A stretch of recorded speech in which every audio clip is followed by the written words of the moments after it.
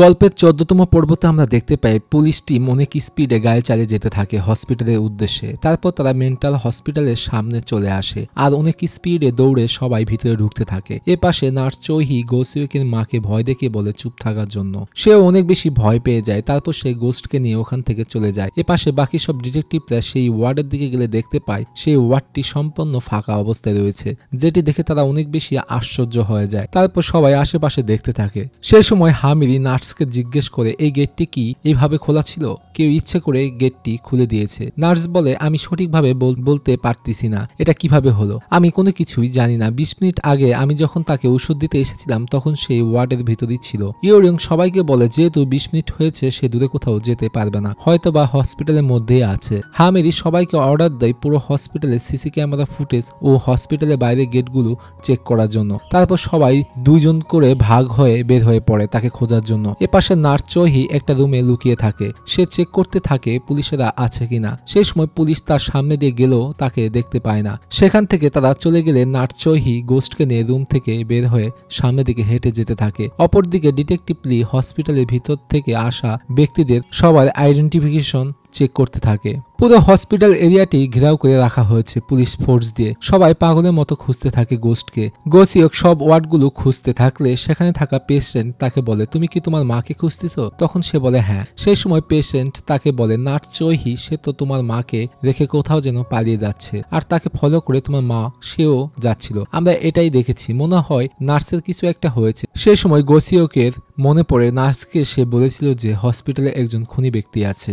অতীতে তার মা তাকে বলেছিল তুমি জানো না তার ছেলে একজন হার্ট পেশেন্ট, এই জন্যই তো সে এখানে কাজ করে। নার্স চৌহি সে সময় অস্বীকার করেছিল যে তার কোনো সন্তানই নেই। আরেকবার তাকে দৌড়াতে দেখেছিল হসপিটালের সামনে, যে একজন ছেলেকে সে ডাক দিচ্ছিল। বর্তমান সময়ে সবকিছু তার মনে পড়ে যায়। এ পাশে নার্স চৌহি সে অনেক স্পিডে যেতে থাকলে হামিরি তখন তাকে দেখে ফেলে, যেটি দেখে তার অনেক বেশি সন্দেহ মনে হয়। তারপর তাকে ফলো করে সে দৌড়ে যেতে থাকে আর তাকে ধরে ফেলে। সে সময় দেখতে পায় হুইল চেয়ারে কেউ নেই। হামিরি তাকে জিজ্ঞেস করে স্টোর রুম কোন সাইডে আছে, তখন সে বলতে থাকে এই পাশে। তখন আমরা দেখতে পাই গোস্ট ক্লিনিং বক্সের সাইডে সে লুকিয়ে আছে। তারপর হামিরি ও সে ওখান থেকে চলে গেলে নার্স চৌহি গোস্টের কাছে সে যায়, তাকে সাথে নিয়ে হুইল চেয়ারে বসিয়ে লিফটে উঠে গেলে সেই সময় পুলিশ আসে আর তাদের দিকে বড় চোখ করে তাকিয়ে থাকে গোস্ট। তারপর তারা ওখান থেকে চলে যেতে থাকে। এ পাশে গোসিওক তার মায়ের বেডে আসলে দেখতে পায় সেখানে সে নেই, যেটি দেখে সে অনেক বেশি টেনশনে পড়ে যায়। অপরদিকে গোসিওকের মা দেখতে পায় নার্স চৌহি গোস্টকে নিয়ে একটা রুমের ভিতর তারা ঢুকে পড়ে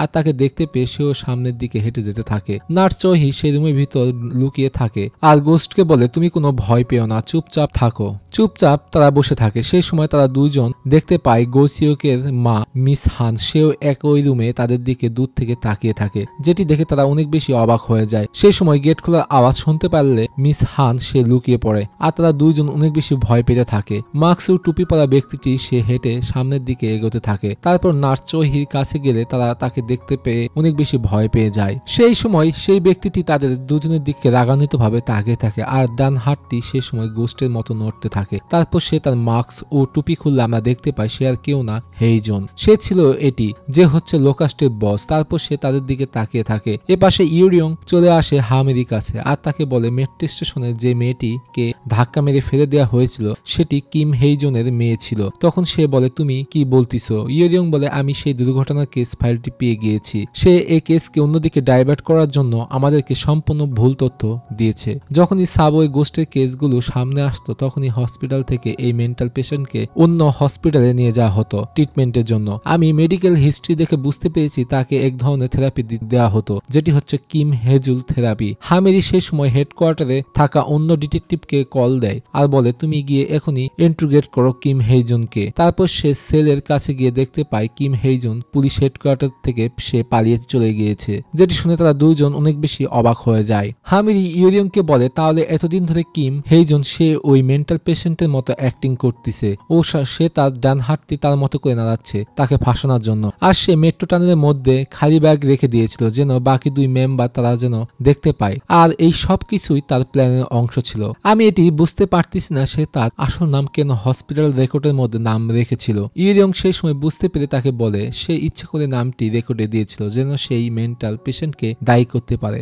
আর দুনিয়ার সামনে সে যেন আসে আর তার মাধ্যমে তার মেয়ের সাথে হওয়া দুর্ঘটনাটি দেশের সামনে তুলে ধরতে পারে। সে সময় ডিটেকটিভ কিম এসে বলে যে মেন্টাল পেশেন্টকে বাইরে নিয়ে গিয়েছে তার সিসি ক্যামেরা ফুটেজ আমরা পেয়ে গিয়েছি। তারপর আমরা দেখতে পাই সেখানে নার্স চৌহি তাকে নিয়ে যাচ্ছিল। সেটি গোসিওক ফুটেজ দেখে সে পুরো অবাক হয়ে যায়। তখন সবাইকে বলে এই মহিলাটি আমার মা এর কেয়ারটেকার। এপাশে কিম হেইজন তাদের দুজনকে দেখে পাগলের মতো সে হাসতে থাকে। তার ডান হাতটি সে নাড়াতে থাকলে পাগলটি সেও তার ডান হাতটি নাড়াতে থাকে। নার্স চৌহি কিম হেইজন এর কাছে গেলে তখন সে লোহার তার বের করে তাকে মেরে ফেলার জন্য। অপরদিকে হামিরি সকল ডিটেকটিভদের অর্ডার করে যে আমি মনে করি কিম হেইজুন সে এই হসপিটালে আছে, তাই তোমরা তাড়াতাড়ি তাকে খুঁজে বের করো। তারপর সবাই বের হয়ে পড়ে গোস্টকে ও লোকাস্টকে খুঁজে বের করার জন্য। ইয়েরিয়ং গোসিওককে বলে আপনার মা সেই কেয়ারটেকারকে ফলো করে গিয়েছে, তাদেরকে আমরা পেলে আপনার মাকেও সেখানে পাবো, তাই কোনো টেনশন করবেন না। এ পাশে হেইজন তাকে মেরে ফেলার প্রস্তুতি নিলে নার্স চৌহি তার কাছে অনেক রিকোয়েস্ট করে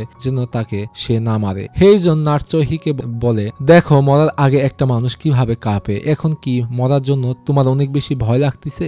আর অন্য মানুষকে মরতে দেখে তোর তো অনেক বেশি মজা লাগতেছিল। সেই সময় হেইজন তার অতীতের কথা মনে পড়ে। মেট্রো স্টেশনে সে চুরি করতে থাকে। সেই সময় একটা ছোট বাচ্চা মেয়ে হেঁটে আসে। সে আর কেউ না, তার মেয়ে ছিল সেরন। তাকে দেখতে পেয়ে সে অনেক বেশি খুশি হয়ে যায়। সেই সময় হঠাৎ করে তার মেয়ের কাছে চলে আসে এই পাগলটি আর আশেপাশে সে পাগলামি করতে থাকে। সেখানে ছিল ইউরিয়নের বোন ইউজিন। তারপর সে পাগলটি সেরনের কাছে গেলে সে অনেক বেশি ভয় পেয়ে যায় আর তার হাত থেকে ক্যান্ডি পড়ে যায়। অপোজিট সাইডে সেই সময় তাকে অ্যারেস্ট করে ফেলে চয়মেরা। পাগলকে তার মেয়ের পাশে দেখতে পেয়ে সে অনেক বেশি ভয় পেয়ে যায়। পাগলটি সেরনের কাছে গেলে সে আরো অনেক বেশি ভয় পেতে থাকে। কিম হেইজন চয়মেরাকে বারবার রিকোয়েস্ট করে তাকে ছেড়ে দেওয়ার জন্য, তার মেয়ে বিপদে আছে। তারপর সে তার মেয়ের কাছে যেতে লাগলে সেই সময় তাকে চয়মেরা ফ্লোরে ফেলে দিয়ে তাকে অ্যারেস্ট করে ফেলে। আর অপরদিকে সেই পাগলটি সেরনের কাছে যেতে থাকে আর সেরন সেও আস্তে আস্তে পিছনে যেতে থাকে। তারপর সেখানে ট্রেন আসলে পাগলটি মেয়েটিকে ধাক্কা মেরে ফেলে দেয়। হেইজন চিৎকার দিয়ে বলতে থাকে প্লিজ আমার মেয়েটিকে তুমি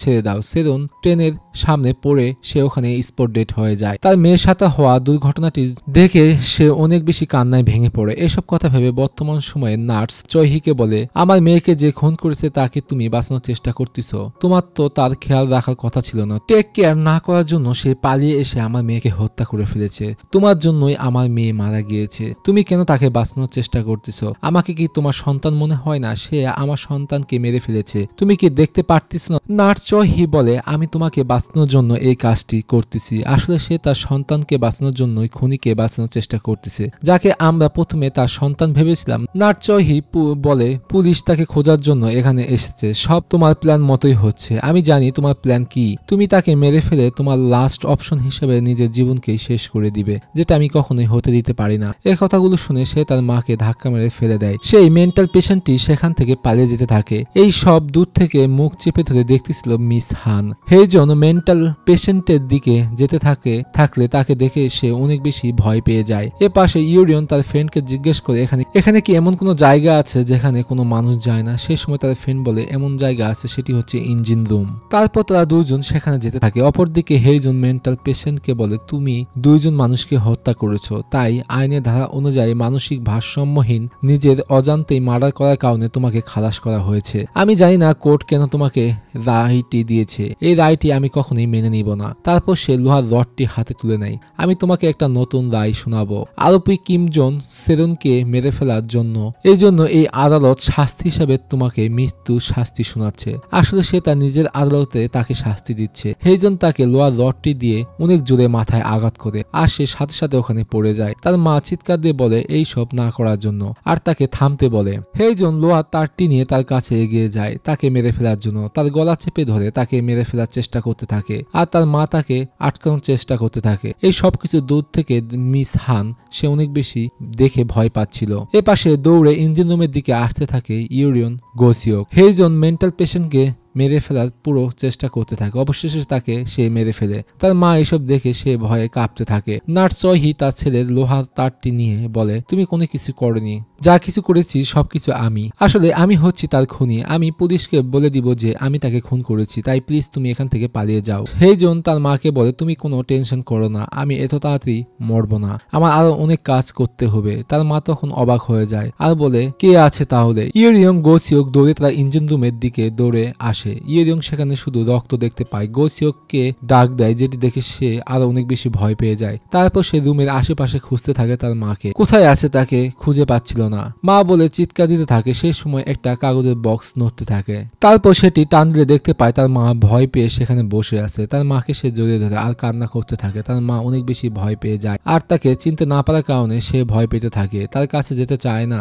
অতিরিক্ত ভয়ের কারণে। তখন তার মায়ের স্মৃতিশক্তি আস্তে আস্তে ফেরত আসতে থাকে। তার মা মনে পড়ে কে তার সন্তান, আর তখন সে পাগলামি করতে থাকে। গোসিওক চিৎকার দিয়ে বলতে থাকে, মা আপনি কেন আমাকে চিনতে পারতেছেন না। ইরিয়ং তাকে গিয়ে সে আটকায় আর বলে সে এখন তোমার মা না। ইরিয়ং গিয়ে মিস হানের সাথে কথা বললে তখন সে ঠান্ডা হয়ে যায় আর তাকে জিজ্ঞেস করে তুমি কি এখানে কাউকে দেখেছো। সেই সময় মিস হান কান্না করতে করতে বলে আমি এখানে হারিয়ে গিয়েছিলাম। তারপর তার মাকে সে নিয়ে যায় হসপিটাল বেডে। এ পাশে হিয়ংসু গংডং ম্যাং তারা পাগলের মতো হাসতে থাকে, কারণ তারা জেল থেকে পালিয়ে আসতে সক্ষম হয়েছে। আনন্দে সে অনেক স্পিডে গাড়ি চালিয়ে যেতে থাকে। তারপর সে মেন্টাল হসপিটালের ভিতর গাড়ি নিয়ে ঢুকে যায়। পুলিশরা তাদেরকে দেখতে পারে না। এ পাশে হেইজন বক্সের ভিতর ডেড বডি লুকিয়ে সে নিয়ে যাচ্ছে। ইয়েরিয়ং ইঞ্জিন রুমের আশেপাশে সে খুঁজে দেখতে পায় একটা ল্যাপটপ ও একটা লেটার আছে, যেটি সে খুলে দেখতে পায় লেখা ছিল আমি নিজেই ভিকটিম ছিলাম, যেটি দেখে সে অনেক বেশি অবাক হয়ে যায়। এ পাশে হিয়ংসু গংডং ম্যান হসপিটাল থেকে বের হতে গেলে পুলিশ তাদের গাড়ি আটকায়। অন্য অফিসার তাদেরকে চিনতে না পারায় বলে আমি তোমাদের গাড়ি চেক করব।